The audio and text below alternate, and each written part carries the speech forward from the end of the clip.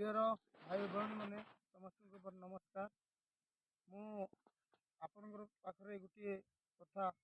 प्रकाश करने को चाहूँगी एवं आपण मैंने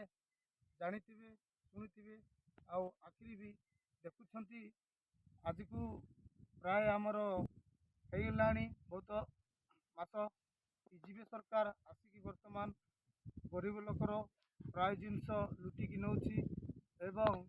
देखु गरीब लोक को जो करेन्ट देवाई से मनमुग्ध होते वर्तमान से स्मार्ट मीटर बसैकी वर्तमान से पैसा लुटि नौकरी एमती जदि करले ताहले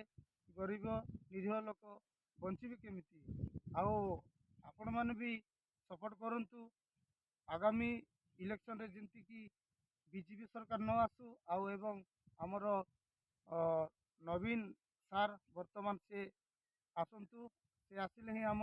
राज्यटा हसी उठी फुटब एवं समस्ते खुशी हेबे। आउ सी जो आमर बीजेपी सरकार बड़ बड़ लोक हाथ में खाली चाहती आउ निरीह लोक पाखरे से रक्त जमती शुषंती सेमती रक्त सी शुषुंट एवं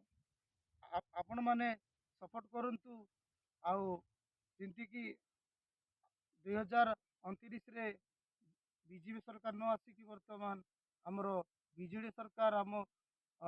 राज्य रे जदि शासन करेंगे ताहले मु बहुत खुशी थांती आउ आपण मान भी खुशी हेबे। मु आपण मान को विनती करची आपण माने दया करी बीजेपी सरकार पटे न होई कि वर्तमान बीजेडी आरे आपण जदि हाथ लगिबे ताहले आपण को नवीन पट्टनायक जे कि आमर पूर्वतन मुख्यमंत्री आपण मान को बहुत साहाय्य करेंगे एवं महिला मान को भी बहुत साहाय्य करेंगे।